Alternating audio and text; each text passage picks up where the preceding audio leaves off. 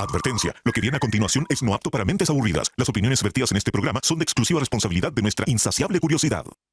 Señoras y señores, porque todo en la vida tiene su ciencia. Aquí comienza All You Need Is Love. El show de ciencia y tecnología más querido del mundo. Con la conducción del periodista Iván Rimaza. ¿Cómo están? ¿Cómo están? ¿Cómo están? ¿Cómo están? Completamente en vivo desde el estudio 95 de Santiago Televisión, también desde las 11 de la mañana completamente en vivo por Radio USACH. ¿Tienes imanes en tu refri? ¿Te has preguntado alguna vez por qué siguen pegados ahí después de tanto tiempo? ¿Por qué los imanes nunca se gastan? No son como las pilas de alguna forma, ¿no? Una pila no te va a durar eternamente. Bueno, es porque las pilas funcionan con una reacción química y ninguna reacción química es infinita, mientras que el magnetismo dura casi para siempre. Hay un libro antiquísimo del 1600 que se llama The Magnet y ahí ya entendían que el magnetismo no es algo que se consuma como una pila, sino es una propiedad intrínseca de algunos materiales. Pero ese tipo de magnetismo tiene un límite. Hay imanes, obviamente, mucho más fuertes que otros. Hay imanes un poquito más debiluchos. ¿Se acuerdan, por ejemplo, de esa escena de Breaking Bad? Donde Walter y Jesse ocupan un imán gigante. Y de hecho, Jesse al final dice, yeah, magnets, dice en inglés, ¿no? Imanes. Bueno, se nota que ese imán es mucho más fuerte. Si es que no vieron la escena, en todo caso los invito a buscar en YouTube para que entiendan la analogía. Pero los que sí vieron la serie, se nota que ese imán es mucho más fuerte que el imán que pegamos en el refri, ¿cierto? Porque se pega un auto completo, como si fuera nada, a este imán que están ocupando en la serie. Bueno, es porque el de Breaking Bad es un electroimán. O sea, funciona con electricidad. Se puede prender, se puede apagar. Con ustedes entonces llega el electromagnetismo, o sea, ya no es como en este libro que les dije recién del 1600, no es solamente una propiedad intrínseca de algunos materiales, como los del refri, que son de ferrita flexible y eso es magnético. El magnetismo, según el electromagnetismo, también se puede inducir, como en Breaking Bad, donde lo inducen con electricidad. El tema es que igual se gastan un poco, no como una pila, nunca, pero según científicos de la Universidad de California, los imanes sí se degradan después de muchísimo tiempo. Eso sí, es apenas perceptible y en general les pasa por estar cerca de otros campos magnéticos, por cambio en la temperatura, frío o calor. Los imanes al final son mucho más que decoración para el refrigerador. Están en los parlantes, audífonos, micrófonos que usamos. Todo eso tiene imanes. En discos duros, aunque claro, cada vez estamos olvidando los discos duros y nos pasamos los discos de estado sólido, ¿no? Pero más allá de eso, en las tarjetas de crédito, hasta en la medicina, las resonancias, por ejemplo, que te hacen para ver la cabeza, funcionan con imanes. En vez de buscar entonces nuevas formas de guardar, de almacenar energía, deberíamos enfocarnos más en los imanes. Cosas sostenibles que duran para siempre. Empieza All You Need Is Love. Te escuchamos. Esto es Conexión Cuántica. Te leemos, te escuchamos, te sentimos vibrar a través de las redes sociales de Radio USACH, Santiago Televisión, Diario USACH y @USACH Oficial. Si es que es mucho palabrerío lo que estoy diciendo, mira, acá va a aparecer ahí abajo a la derecha un QR que lo puedes escanear con tu celular. Si es que estás en la radio, una razón más entonces para seguirnos por Santiago Televisión, canal 50.1 de la tele abierta, también en Zapping Mundo, en fin, porque puedes interactuar, por ejemplo, con códigos QR. ¿Qué cosa más entretenida? Los códigos QR. Un tiempo en la entrada de los códigos QR, antes de la pandemia incluso, no sé si les pasa a ustedes, chiquillos, en el Switch de repente, no sé con quién conversar acá, quizás converso con mi propia imaginación, pero me pasaba antes de la pandemia que aparecieron los QR, ¿no? Ya como novedad, los códigos QR existen, existen, ya. Y mucha gente decía, ¿y esta cuestión para qué? ¿Para qué vamos a andar escaneando esto? ¿Qué tiene de mejor que un código de barra? ¿Cómo vamos a qué lata, qué flojera? Y uno no le tenía mucha fe, o al menos yo no le tenía mucha fe a los códigos QR pre-pandemia, pero con la pandemia se consolidaron para siempre, bueno, gracias a las cartas, los menús, y ahora tenemos las redes sociales en formático QR. Oye, vamos a ver los comentarios, porque una de las cositas que estuvimos subiendo recientemente tiene que ver con las contraseñas. Es bastante fácil hackear una contraseña y asustadas, comentaron, parece, chuta, yo apenas me acuerdo de las que tengo a este paso, mis contraseñas son nuestras contraseñas, tal cual, porque de hecho el hacker ético que invitamos a conversar sobre esto, porque salió una lista de las contraseñas más populares en Chile, casi todas son bastante malas, son como 1, 2, 3, 4, 5, Chile, nombres, Colo Colo, o al revés, el más creativo, 4, 3, 2, 1, oh wow, qué creativa la contraseña, y nos recomendaba el hacker que entrevistamos ocupar frases largas, que sean entonces más difíciles de conseguir y más fáciles de memorizar. Por ejemplo, a mi perro le gusta comer pellet, por decirte algo. Me gusta pasear con chaqueta. Ya, en fin, frases largas que son más difíciles de forzar, con fuerza bruta, valga la redundancia, pero en la cabeza se nos graban mucho más. Porque, y de hecho, respondiendo a lo que nos decía el comentario aquí, a este paso, mis contraseñas son nuestras contraseñas. Él nos decía más o menos el 80% de todas las contraseñas que duren o que lleven 2 años o más sin cambiarlas, ya están filtradas, son públicas. De hecho, yo hice el experimento en Google, tú buscas base de datos, contraseñas filtradas, te aparecen un montón. Y yo tengo una de mis contraseñas, de hecho, que están filtradas. De repente la voy a ocupar en un sitio nuevo y me dice, oye, ojo, esta contraseña ya fue filtrada. Entonces, con el tiempo la he ido teniendo que abandonar o le agrego unos signos al final, unos números adicionales. Bueno, ahí está. ¿Quieres ser famoso, famosa? Tener un breve respiro de televisión abierta para ti? Comenta entonces en las redes sociales. Nosotros seguimos con más All You Need Is Love. Y ahora, ¿quién podrá explicarnos? Es muy importante cómo hablamos, hay muchas razones para decirte por qué es importante, pero acá lo vamos a conectar con algo que pocas veces estos dos mundos se juntan: salud mental y cómo hablamos. Alicia Figueroa, lingüista clínica, está con nosotros acá en el estudio. Escuchamos este aplauso espontáneo de nuestro público virtual. Alicia, muchas gracias por estar acá en el programa. Muchas gracias por la invitación. Oye, Alicia, cuéntanos, ¿cómo se conectan estas dos partes que de repente las tenemos muy separadas, ¿no? El habla por una parte y por otro lado nuestra salud mental. Bueno, la verdad es que la vinculación es más directa de lo que aparenta, ya que nuestra salud mental tiene relación fundamentalmente con un conjunto de elementos de nuestra experiencia, por ejemplo, nuestras vivencias, nuestras emociones, qué sé yo, nuestros planes, nuestras relaciones humanas. Y todos esos elementos de nuestra vida, todos esos planos, qué sé yo, se conectan con los demás a través del lenguaje, ¿ya? Entonces hay una dimensión directa relacionada entre salud mental y digamos los grandes temas de psiquiatría y el lenguaje. Y en el fondo la lingüística clínica viene a operar develando en el fondo esta relación de forma más directa. ¿Cuál es la diferencia? Porque me recuerda mucho mezclar el habla con salud, la pega que hacen los fonoaudiólogos. ¿Cómo se diferencian? ¿En qué se parecen también? Bueno, los fonoaudiólogos son terapeutas del habla, entonces ellos tienen un estatus clínico, digamos. O sea, lo que ellos hacen es en el fondo, por ejemplo, tareas de rehabilitación, por ejemplo, en niños, cuando los niños no han desarrollado una capacidad, por ejemplo, de articular un sonido, como la R en posición inicial, que en lingüística se llama vibrante múltiple. Es la R. Claro, ¿cierto? como en ratón, el niños la reemplazan, a veces dicen tatón, latón, qué sé yo. Bueno, ese tipo de entrenamiento lo hacen muy bien los fonoaudiólogos. Lo mismo con adultos mayores, qué sé yo. Entonces, el estatus de los fonoaudiólogos es clínico, ¿ya? ¿Y tú también eres lingüista clínica? Sí, pero nosotros lo que hacemos más que nada es investigar y proponer, por ejemplo, un área donde podría desarrollarse un dispositivo de rehabilitación. Te pongo un ejemplo. A ver. Rehabilitación del habla. De rehabilitación del habla. Por ejemplo, las personas que tienen diagnóstico de esquizofrenia y son muy jóvenes, van perdiendo ciertas capacidades sociales, fundamentalmente, que tienen relación, por ejemplo, con la conexión con los demás. Imagínate que tú tienes que integrarte a un grupo de personas que se está riendo de algo, son jóvenes, qué sé yo, y no es una tarea fácil, no es una tarea fácil para nadie como entrar un poco en esa dinámica. Entonces, una de las cosas que se pueden rehabilitar son justamente las capacidades intersubjetivas del habla. ¿Cómo es? O sea, por ejemplo, ya, se están riendo de algo, ¿cómo entro yo en la conversación?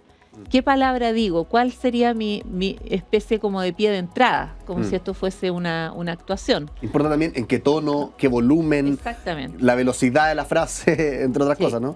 O sea, todas esas cosas nosotros las estudiamos y hacemos propuestas. Y las propuestas de rehabilitación, por ejemplo, son siempre, obviamente, en un grupo multidisciplinario, hay terapeutas ocupacionales, hay fonoaudiólogos, entonces, en el fondo un poco se discute esa capacidad de recuperar ciertos elementos de lo social, por ejemplo, a través del lenguaje. ¿Y cómo se ve afectada? Porque hablamos entonces que está muy vinculada a la salud mental. Tú mencionaste el caso de esquizofrenia, por ejemplo, en pacientes que ya son diagnosticados con esquizofrenia. ¿Su habla qué tan distinta es a aquellos que no tienen un diagnóstico, que uno podría decir personas neurotípicas? ¿Y qué tanto se diferencia también? ¿Y cómo? El habla, estoy pensando. Mira, igual la psiquiatría ha avanzado mucho estos últimos 10, 15 años en términos de los cuidados para las personas ya crónicas, diagnosticadas, digamos, de un tiempo ya largo, en términos de que los medicamentos son muy eficientes, digamos, sobre todo los antipsicóticos de última generación. Entonces, impide que tengan estos pics, digamos, de psicosis, que son muy deteriorantes. Entonces, yo diría que el panorama de una persona con esquizofrenia ahora es mucho mejor que hace 10 años, ¿ya? Está más integrado, hay más conciencia, por ejemplo, del estigma social. Ahora, la forma en cómo hablan las personas con esquizofrenia en general, no todas, por supuesto, es una manera un poco económica, por decirlo de alguna forma. ¿Más palabras de las que otra persona ocuparía para decir lo mismo, por ejemplo? Eso sería un ejemplo. Otro ejemplo podría ser que hacen frases muy enredadas, ¿ya? Como lo que se conoce como circunloquio, por ejemplo, en que te empiezas como a dar muchas vueltas. Y te cuesta como llegar al punto, ¿no? Y claro, llegar al punto es un lío, pero finalmente llegan. Entonces un poco hay que... O sea, mira qué interesante, Lisa, porque no es tanto el cómo hablar, no es como que yo solo por escuchar o con mi oído o grabando y después analizando el espectrograma, qué sé yo, vaya a detectar grandes diferencias, sino que tiene que ver más con la estructura, la construcción de nuestro discurso, ¿no? Es lo que llamamos en lingüística la arquitectura funcional del habla. Entonces, por ejemplo, cuando tú vas a contar una anécdota, ya tú sabes lo que quieres decir. Entonces tienes una idea y mira, voy a contar una anécdota chistosa, ya eso es lo que tú tienes como meta. ¿Sí? Entonces luego tú vas escogiendo qué elementos de esa anécdota son más divertidos de contar, ya con una palabra, con un sonido, a lo mejor relatas algún detalle de esa experiencia que justo me miró y yo le dije no sé qué y la gente que está contigo se ríe, qué sé yo, porque conecta justamente con esa experiencia. Entonces, por ejemplo, en un caso como ese, las personas con esquizofrenia escogen mal, ¿ya? Escogen elementos que no son muy adecuados, que son muy periféricos respecto de la historia. Entonces, a veces se pierden en detalles particulares y no se logra, digamos, entender qué es lo que querían decir o con la profundidad, etcétera, ¿ya? Ese tipo de cosas. Oye, Elise, me llama la atención que tú dices, eligen mal. Y eso me lleva a preguntar lo siguiente. ¿De qué manera estos cambios en la arquitectura que tú decías del habla puede afectar negativamente a estas personas? Bueno, si a ti te cuesta comunicarte de manera fluida, porque al final ese es el problema, o sea, la fluidez. Yo puedo cometer muchos errores al hablar. Errores gramaticales, puedo equivocarme en palabras. Eso pensaba, y si todos me entienden, se notado. Si me entienden, es el punto. Sí, ¿ya? Pero si yo hago una conversación media enrevesada, digamos, difícil de entender, de seguir, donde no me doy cuenta de las necesidades comunicativas del otro, entonces ahí ya se vuelve mucho más difícil. La gente te va a evitar. Ay, dice, ya viene esta persona. Ya, esta persona que habla mucho, o que habla raro, o que habla, no sé, como como que no le entiendo. Ya. Sí, o es latero, Sí. o es, no sé, pueden haber varios adjetivos, supongo que no O sea, necesariamente- porque sí, no siempre la gente va y eso es divertido porque no solamente la gente puede que ni siquiera detecte que lo que le molesta o lo que le genera esta distancia con esta persona es su habla, sino que la misma persona, el mismo paciente, de repente no se da cuenta, y por lo que decíamos al principio de la entrevista, porque uno suele no conectar estos dos elementos, ¿no? Salud mental y habla, como que parecieran en nuestra casa estar separados. No, sin duda. Ahora, si tú le sumas como dato que la persona tiene un padecimiento como esquizofrenia, entonces inmediatamente un poco saltan las alarmas del otro, del interlocutor, y dice, ya, pero es que este está loco, qué sé yo, y entonces viene toda esta cadena de prejuicios a la que estamos súper anclados, y al final Como como las películas, sociedad... al final le han hecho un mal gigante. O sea, y no solo las películas, yo creo que hay una concepción social acerca de las personas con este tipo de patologías que es muy negativa. Mm. Entonces... Como que no es funcional. entonces lo dejo un poco como que le llevo un poco el amén, como se dice, y Sí. converso con él un poquito y me voy, ya. Mm. Pero no es una conversación real, profunda. No se le ve como un par. No, Mm. no. Entonces, esos son los problemas que enfrentan las personas con esquizofrenia fundamentalmente. Oye, ¿qué pasa en nuestra cabeza, no la mía, digo, sino aquellos con diagnósticos de esquizofrenia u otros, que lo lleva a estos cambios en la arquitectura del habla u otras cosas? Y me queda la duda también, porque esquizofrenia ya está diagnosticado, está en el DSM, no sé cómo se llama esto, este manual Sí. que tienen los psiquiatras de las distintas patologías, pero de repente sutileza, cambios más sutiles en nuestra mente que también afectan la salud mental, estrés, una depresión, también podrán afectar de alguna forma. Son dos preguntas en una. Mira, o sea, sí, hay marcadores tempranos de patología psicótica en el habla, ya, o sea, por ejemplo, te doy un dato. Hay una conducta que es frecuente cuando se está empezando a afectar ciertos circuitos cerebrales, ya, y que son las pausas aberrantes que se llaman, que son momentos sin fonación donde no se habla y que debería hablarse. Ya, es un dato clínico muy fiable. Entonces, si tú lo mides con un espectrógrafo, ya son más de 2 segundos y eso es una eternidad. Nosotros tenemos una serie de marcadores de ese tipo, que son concordantes con los inicios de una patología mental. Pero en otros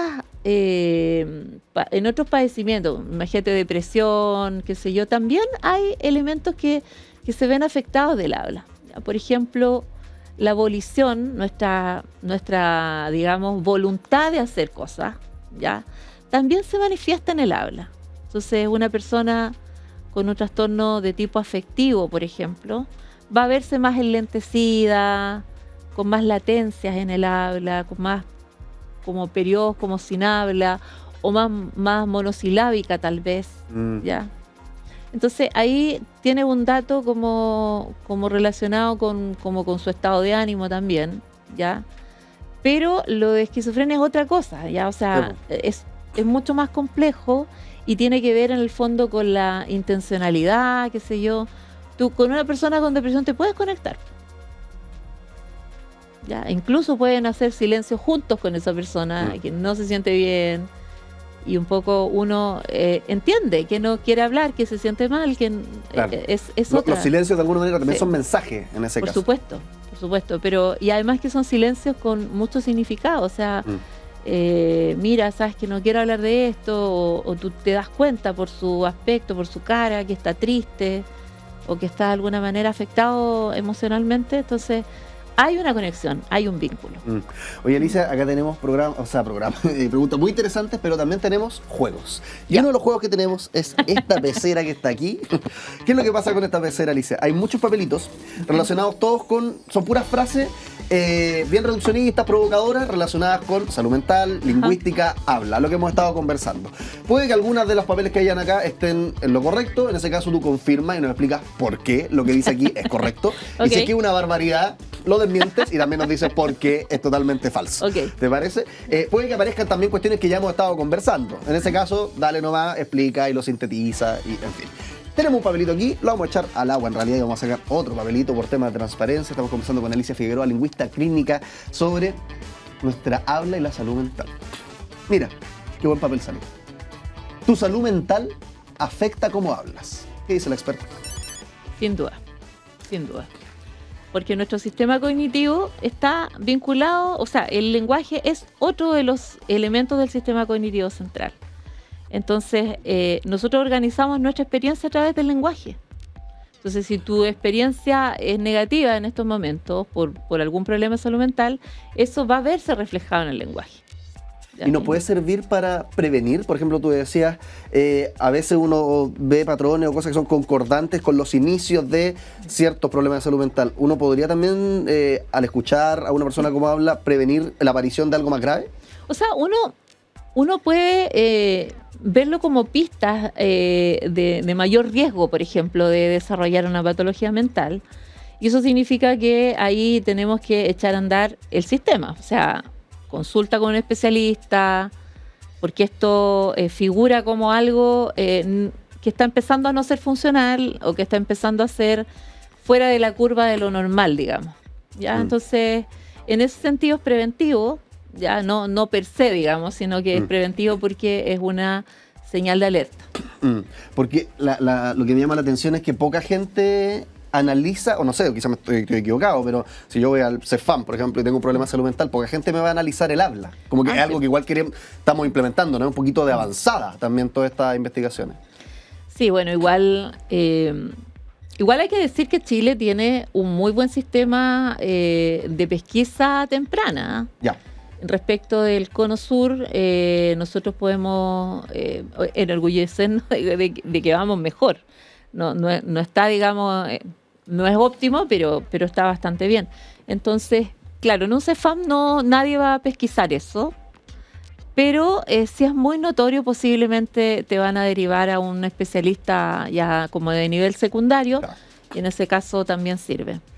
Estábamos conversando sobre nuestra salud mental con Alicia Figueroa, lingüista clínica. Como te digo, tenemos un público virtual acá que, mira, va a aplaudir espontáneamente tu participación en nuestro programa. Ahí. Nos gusta.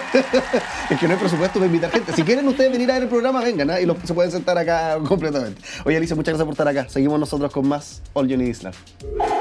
La máquina del tiempo. Viajemos a una época en la que no existían las zungas, ni los bikinis, ni los shorts para el traje de baño. ¿Cómo eran los trajes de baño en la antigüedad? Bueno, al súper principio de los tiempos absolutos, las prácticas de baño en Grecia y Roma se veían como una actividad social común, particularmente en las civilizaciones que te menciono, griega, romana. Especialmente habían termas públicas, de hecho. O sea, lo de bañarse no partió ayer y el traje de baño mucho menos. De hecho, existe un mosaico que se llama Las muchachas en bikini en la villa romana del Casale, esto es en Sicilia. Un mosaico del siglo IV después de Cristo que muestra mujeres con prendas similares a bikinis modernos participando de actividades deportivas. De hecho, ahí estamos viendo en Santiago TV imágenes, no necesariamente de este mosaico, pero como hace mucho tiempo la gente ya ocupaba bañadores, como se dice en otras partes del mundo, para disfrutar del agua, de termas, etc. No existía en todo caso el concepto formal de traje de baño en la antigüedad. Más allá de este mosaico que te menciono, había ausencia de trajes de baño específicos. Las prendas usadas variaban según la actividad, según la cultura, es decir, cada uno se vestía como quería para ir a mojarse, en definitiva.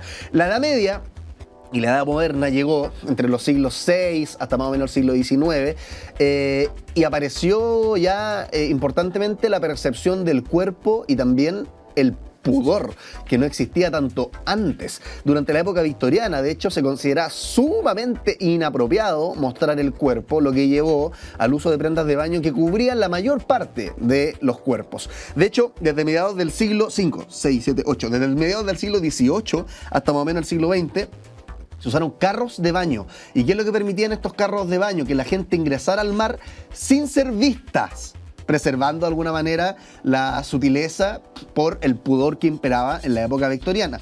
Luego ya llegó el baño como terapia de salud. El baño en el mar era promovido por sus supuestos beneficios terapéuticos, más que por una actividad recreativa, pasarla bien, como estamos viendo ahí en las pantallas, una chica con su tabla de surf, seguramente está teniendo un muy buen día. Ya eso no ocurría en el pasado. En la actualidad, sí, llegamos al baño como placer. La evolución de los trajes de baño fue absoluto. De hecho, a principios del siglo XX, los trajes de baño empezaron a acortarse, empezaron a ser también más ajustados, reflejando así una mayor aceptación social, finalmente, de mostrar el cuerpo. Acá no se trata, ojo, dividamos las aguas también, no se trata tanto del pudor que le da a uno o el pudor que me da a mí, por ejemplo, andar sin polera en la playa, o a ti ponerte de traje de baño y que otros te vean tu cuerpo. No se trata tanto de eso, sino que, a diferencia de ahora, que sería ridículo, ¿no? Que tú andes sin polera en la playa y alguien diga, oye, ordinario, ¿por qué andas sin polera? No, pues no tiene sentido, porque se acepta. Ya, lo que imperaba socialmente antes del 1900 era un pudor mucho más potente que el que tenemos ahora. Incluso existen playas nudistas. O sea, obviamente el cambio cultural ha sido absoluto. Entonces ahora hay mayor aceptación y no solamente social, sino que cultural, de mostrar el cuerpo. Se introdujo el bikini entonces con este contexto de menos pudor en 1946. Un señor que se llama Louis Reard presentó el bikini en 1946, una prenda revolucionaria. La gente se volvía loca por lo revolucionaria que era, porque su diseño era bastante revelador para los estándares de la época. Aparecen innovaciones tecnológicas, por supuesto, después de eso. Los trajes de baño modernos incorporan ya materiales de secado rápido, protección UV, mejoran por supuesto la comodidad, tienen algunos recubrimientos, los trajes de baño en dos partes, por dentro tienen otra textura que los trajes o sea, que la textura que tienen por fuera, etcétera. Dan mucha más seguridad también a los usuarios. Y lo último que ha ido apareciendo es un enfoque también en la sostenibilidad, es decir, ojalá tener trajes de baño que duran para siempre o que duran la mayor cantidad de tiempo posible, como los imanes que hablábamos al principio del programa, incorporando materiales reciclados, prácticas de producción sostenibles también en la fabricación del traje de baño. Así que, desde estar a cuero pelado, como se dice, con amigos ahí en las termas romanas, a ocupar un bikini o un triquini eco-friendly. Ha sido todo el viaje de los trajes de baño con esta máquina del tiempo. Hacemos una pequeña pausa, ¿te parece? Y volvemos con más. Hagamos la corta. Ciencia al paso.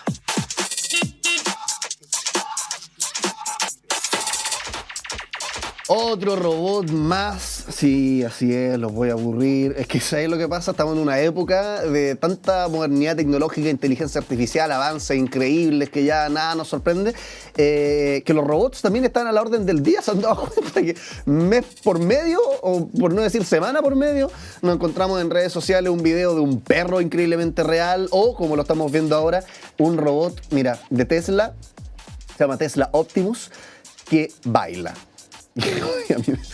Saquen un detergente bueno. Esa es la frase que me gusta a mí del humorista de Viña, la ocupo para todos estos avances tecnológicos. No, pero mira, les voy a contar como qué utilidad eventualmente podría tener. Los robots humanoides avanzan tecnológicamente de forma constante. Estos androides se están desarrollando para ayudar a las personas en tareas domésticas. Por supuesto, el baile que estamos viendo ahí en pantalla, los amigos de la radio, los invito a pasarse al streaming o a la señal abierta, al canal 50.1 Santiago TV. Es como un ejemplo para viralizarse también. Pues, sí, o sea, estos inventos, los científicos, yo creo que también los que se dedican a armar robots están desesperados y cómo promociono esto, entonces hacen que el robot baile, lo graban, se viraliza, pero naturalmente no están construyendo robots para que nosotros veamos al Bafona el día de mañana hecho de androide, sino que es una capacidad que tiene simplemente este robot, que realmente su propósito final, como te digo, es ayudar a las personas en tareas domésticas, a pesar de que hay otros que son fabricados para operar en entornos industriales también de forma autónoma, pero al final esa es la idea, que nos ayuden. Bueno, el caso de Optimus, que lo estamos viendo ahí en pantalla, la idea es esa, que opere en entornos industriales de forma autónoma para ayudar a estas cadenas de producción. La idea es retratar cómo va perfeccionando sus capacidades, por eso es que Tesla publicó un video en la red social X en el que aparece este robot bailando, y tal como se puede notar, baila de forma autónoma, con movimientos bastante precisos, bastante humanos, podríamos decir, con un gran control, no se cae, no se desbalancea, y no es la primera vez que este robot robot Optimus baila para el público. De hecho, durante el evento We Robot, que se hizo el año pasado, 2024, varios robots armaron como una coreografía, lo que te estaba diciendo en tono de broma. Bueno, ocurrió de verdad, no fue un bafona necesariamente, pero pusieron canciones típicas como What is Love de Hathaway, seguro la conoces, What is Love, ya. Robot Rock también de Daft Punk, que es un poquito más reciente, y bailaban ahí los robots con distintos ritmos, etc. Pero todo eso es para promocionar la pega científica que hay detrás, porque Tesla ha presentado a Optimus como un amigo humanoide, diseñado para asistir de manera segura en tareas del hogar, incluso en presencia de niños, y la idea es que no solamente automatice labores cotidianas, sino que también pueda interactuar con humanos de forma natural, de forma útil, ojalá en entornos familiares también. Eso. Yo me voy a sorprender en vez de un video de un perro que salta y que no se cae, o de un robot que lo empujan y se levanta, o un robot que baila y hace piruetas, cuando digan o me muestren una familia que lleva un año conviviendo con un robot como asistente y quiero saber la experiencia. Quiero llevar los capítulos de Black Mirror a la realidad, ¿no? Porque Black Mirror nos muestra generalmente que esto termina con los robots volviéndose locos y que nos atacan y nos asesinan. Pero yo soy más optimista. Yo creo que vamos a integrar de repente, no nos vamos a dar ni cuenta. Piensa que ya estamos hablando con ChatGPT sobre nuestra salud mental. O sea, el paso de ahí a que el robot me sirva un jugo o me haga un sándwich, la verdad es que yo creo que es bastante pequeña, y al final la barrera, más que lo ético, que te moleste o no te moleste, va a ser el dinero. Porque tener un robot en tu casa, segurito va a ser algo que vamos a tener cualquiera, ¿no? Pues naturalmente va a partir con las elites, ¿no? Aquellos que están forrados, y después va a ir bajando. Sigamos con más, ¿te parece? All You Need Is Love. El que sabe, sabe. Y el que no conduce. ¿La física que enseñan en el colegio es universal? O sea, cualquier cultura, si yo voy con esa clase a cualquier parte del mundo, todos van a decir, sí, eso es verdad, eso coincide 100% con lo que a mí me gusta y lo que yo pienso y lo que he sido criado. Yo te diría que no, ¿eh? Algo parecido piensa, yo creo, Leonor Huerta, académica de la USACH, que está sentada con nosotros acá en el estudio. Leonor, ¿cómo estás? Muy bien, muchas gracias por la invitación, Iván. Oye, cuéntanos sobre esta pregunta que dije al principio. Tú trabajas de un concepto que se llama la etnociencia, y no sé qué tan preciso es con esto que dije al inicio, que la física occidental, o como la entendemos en Occidente, no es del todo universal, ¿o sí?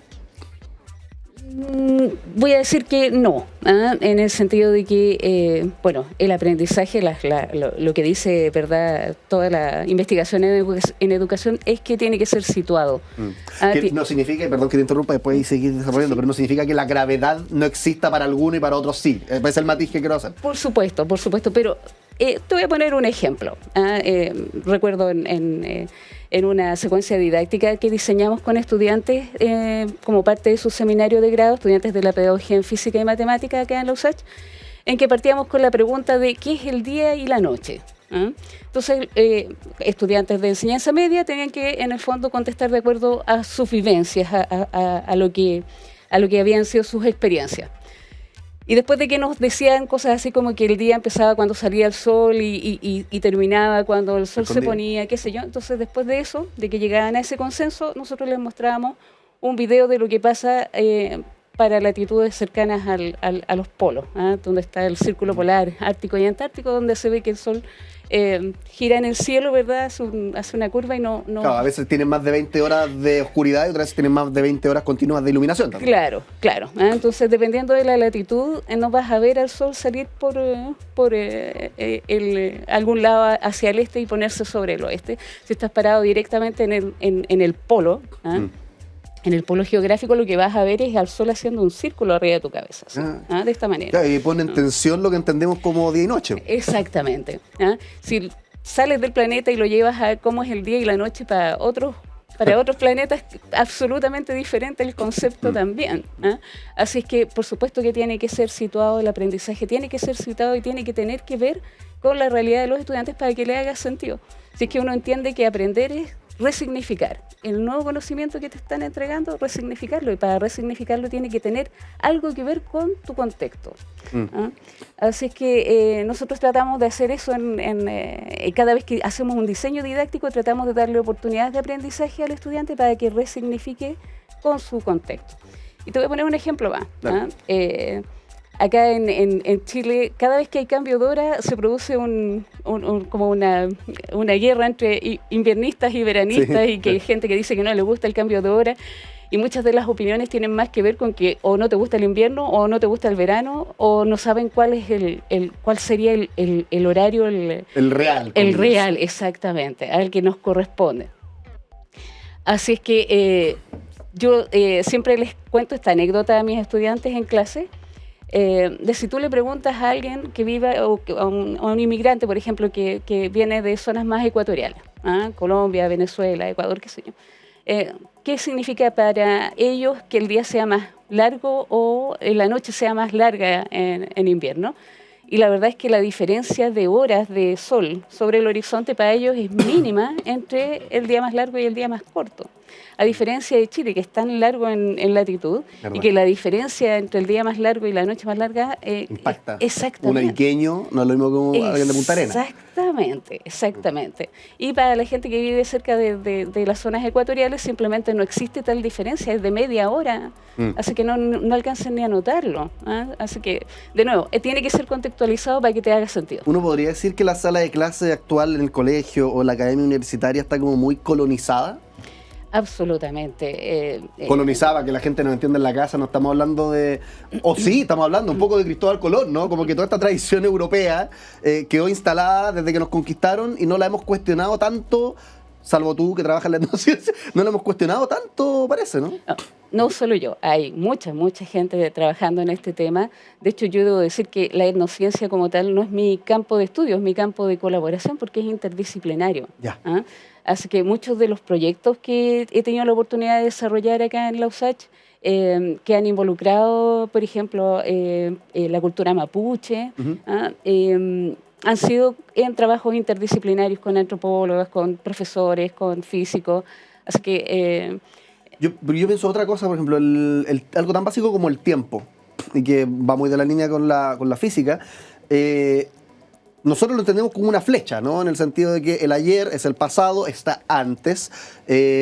Vamos en un sentido, es decir, vamos hacia el futuro. Tenemos una proyección, el futuro viene después, el presente es el que está ahora. O sea, hay un orden, hay una linealidad, como una película que empieza y termina.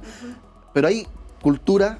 he escuchado, no me la quiero jugar para no quedar como un tonto acá en pantalla, pero que no lo entienden así, sino que lo entienden como un ciclo o como un continuo. O sea, hasta el tiempo he entendido de forma distinta por gente distinta.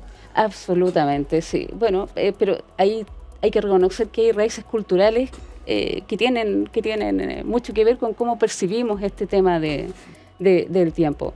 La cultura occidental no valora demasiado la vejez, versus culturas orientales en que la vejez es sinónimo, por ejemplo, de sabiduría, de mayor experiencia, de mayor sabiduría.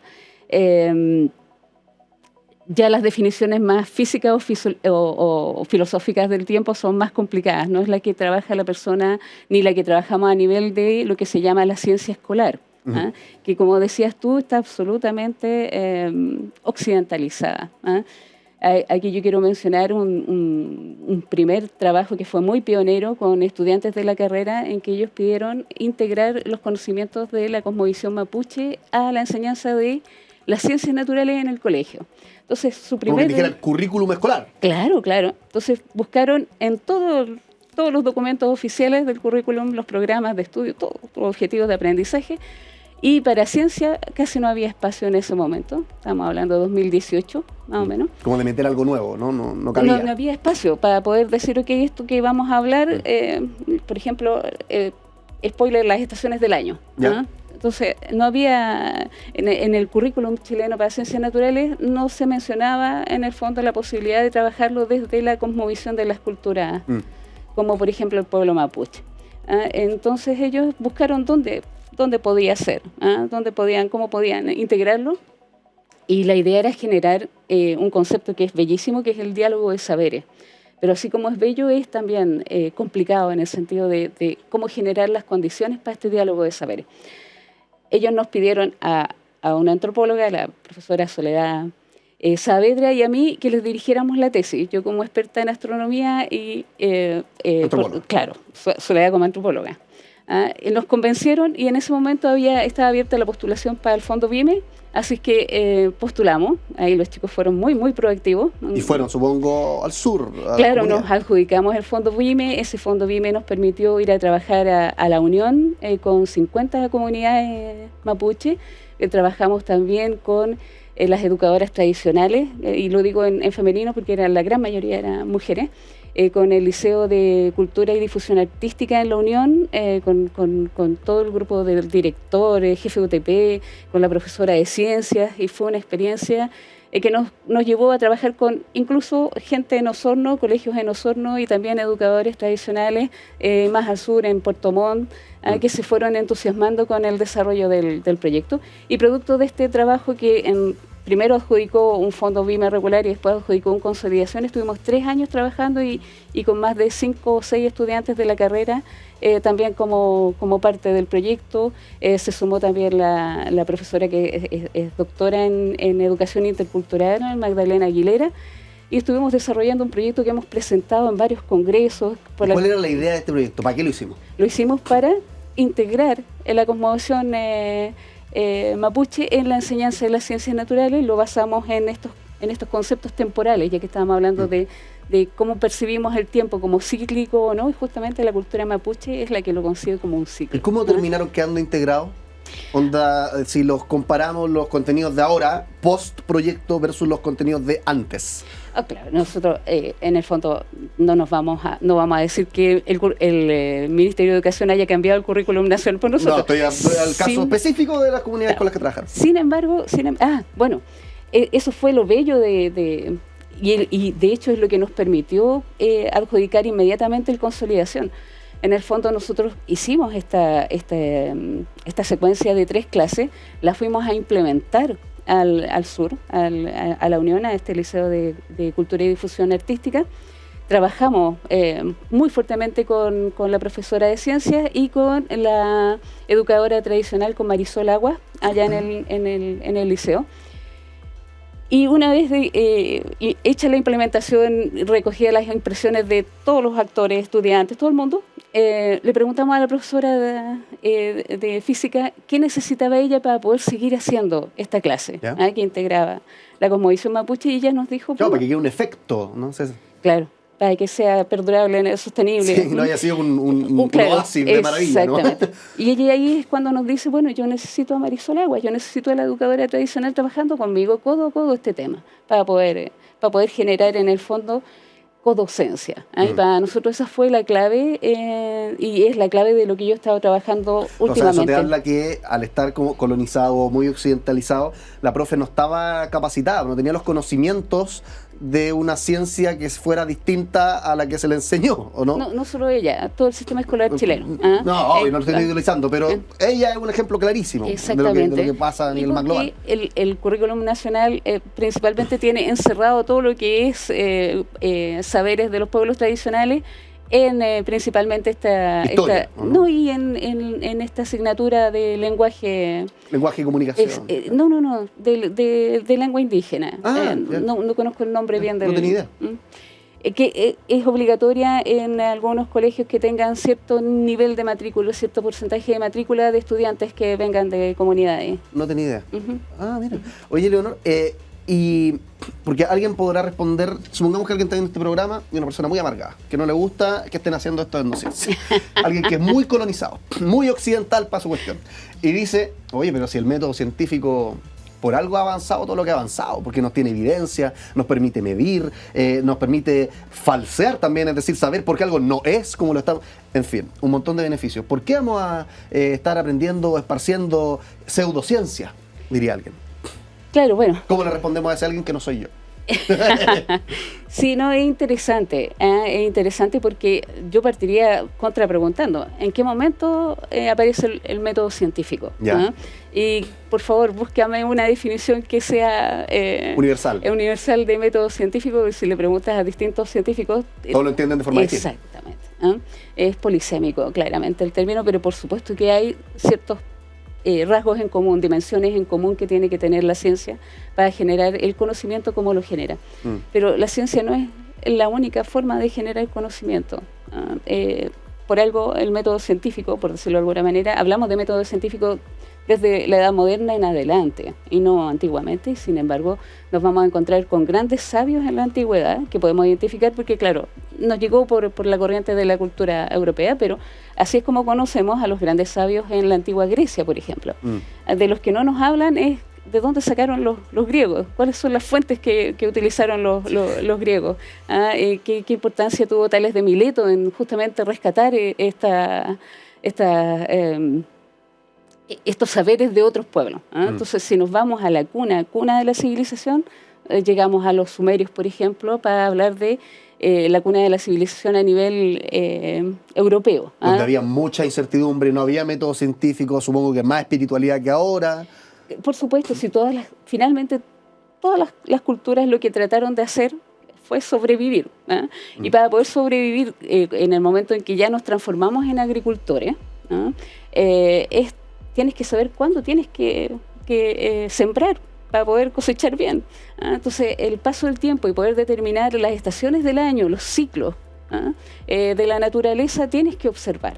Así que si tú me preguntas, bueno, todos los científicos te van a decir que observar es un verbo que sí vas a usar cuando te refieras a la ciencia, pero también a un conocimiento que está menos estructurado, pero que te va a servir en cierto nivel para poder generar cierto saber hacer para las comunidades que les va a permitir sobrevivir exitosamente.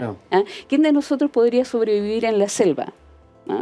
Yo no. Recuerdo este caso de estos niños que cayó la avioneta, ¿verdad? Eran 3 hermanitos en Colombia me parece, y sobrevivieron muchos días en la selva gracias al saber hacer de la hermanita mayor que tenía no sé cuántos, 8 años, ya no me acuerdo. Entonces, ¿cuántos de nuestros niños, cuántos de nuestros adultos de nuestras sociedades tan tecnologizadas serían capaces de saber usar recursos naturales para poder sobrevivir en la intemperie, en la selva? Qué buen ejemplo. Oye, Leonor, no solamente tenemos preguntas fascinantes en este programa, también tenemos juegos. Y uno de los juegos es la ruleta que está aquí. Leonor Huerta, estamos hablando con la académica de USACH sobre etnociencia. ¿Cómo entienden la ciencia otras culturas? Cada uno de estos colores, Leonor, se corresponde con una pregunta que haría un niño o niña sobre el tema que estamos hablando. Es decir, ciencia en otras culturas, comunidad indígena, física, universo, qué sé yo. Y la idea es que cuando te diga la pregunta, tú la desarrolles en la mayor extensión posible. ¿Te parece? Vamos a hacer girar la ruleta entonces a la cuenta de 1, 2, 3. Le puse más suspenso que normalmente.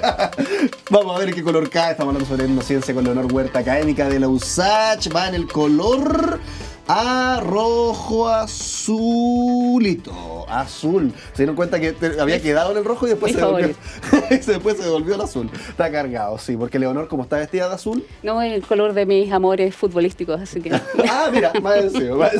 Ya, vamos con la pregunta entonces de la ruleta. ¿Cómo es el universo según los mapuche? ¿Qué dice la experta? Mira, aquí me pones en un problema, porque en el fondo a mí me gustaría que un mapuche contestara esa pregunta. Y de eso se trataba este tema del diálogo de saberes.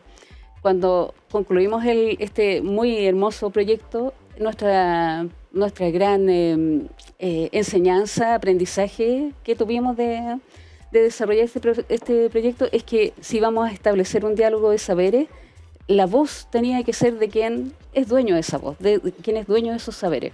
Entonces, no quedamos muy conformes con nuestra primera experiencia en términos de nosotros dijimos lo que la cultura mapuche tenía que decir sobre su cosmovisión. Entonces, en el fondo los impersonamos. La idea era que ellos hablaran a través de su propia voz, y lo conseguimos en la segunda parte del proyecto, cuando pudimos realmente en el fondo, lo que te voy a contar es muy lindo, porque llevamos la secuencia didáctica y la revisaron varios educadores tradicionales, entre ellos Marisol Aguas, que hizo un trabajo genial, nos retroalimentaron de una manera, nos educaron. En ese seminario de grado, a pesar de que nosotros somos de la Facultad de Ciencias, por ejemplo, participó desde la Facultad de Humanidades Elisa Loncón como profesora correctora, así que Elisa Loncón, antes de que fuera convencional, claro, cuando era un superstar para los que trabajábamos en el tema de los saberes indígenas.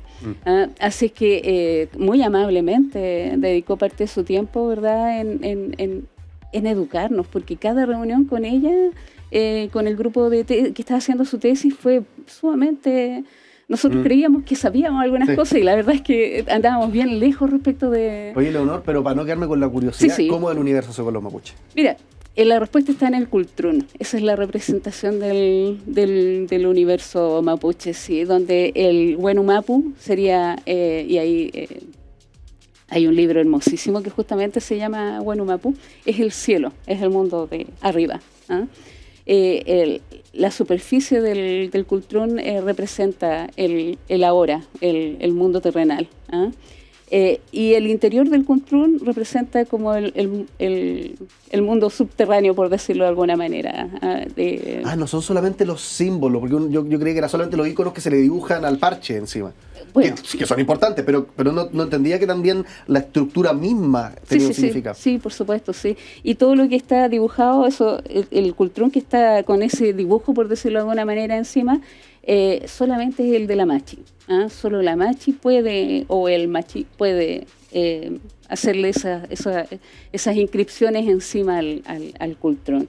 Y porque es en el fondo representante de la sabiduría de su pueblo, igual que los educadores tradicionales. Los mapuches eligen a sus educadores tradicionales para que los representen dentro del sistema público de educación, por ejemplo, teniendo participación en los colegios en esta asignatura de lenguaje indígena. Bueno, que me llevo un dato para la casa, porque y qué bonito también, como que la forma del Cultrún, de alguna forma, valga la redundancia, es como una analogía, como... Sí, una representación. ¿Cierto? Una representación, es como acá está el universo, como que lo puedo sostener. Sí. Y eso es mucho más bello que como lo entendemos nosotros, que es como el universo es infinito y no lo podemos tocar, nunca lo vamos a poder entender. Acá es como, aquí está, lo tengo en mis manos. Pero sí, es la labor de la machi, conectarse con las energías para poder en el fondo traerle bienestar a su comunidad. Y eso es muy, muy lindo, ¿eh? Si tú lo piensas, en el fondo, personas que están pensando en comunidad. Eso es una de las grandes lecciones de la forma en que la cultura mapuche se expresa, es el sentido de comunidad.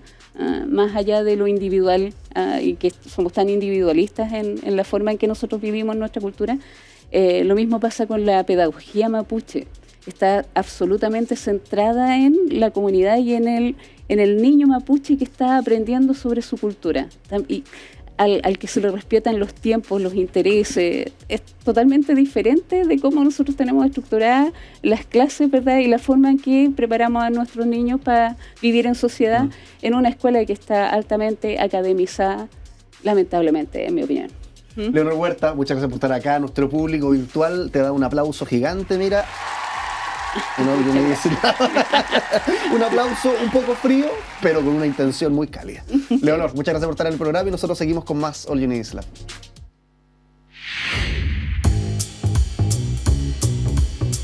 Llegó la hora de decir adiós, o como decía Topollillo, a la camita. ¿Se acuerdan?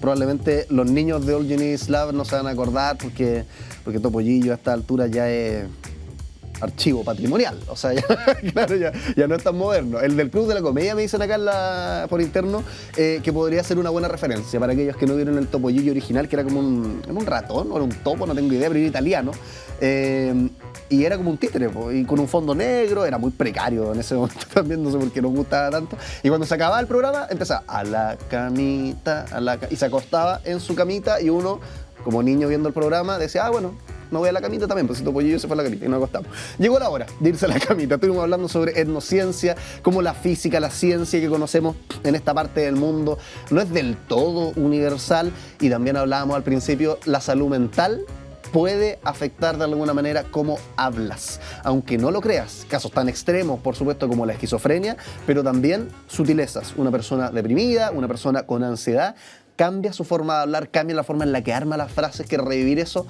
va a estar en YouTube, en todas las plataformas de Santiago TV, Radio Usach, y completamente en vivo a las 11 de la mañana. Nos encontramos en una nueva edición. ¿Te parece que estés bien? Chao, chao.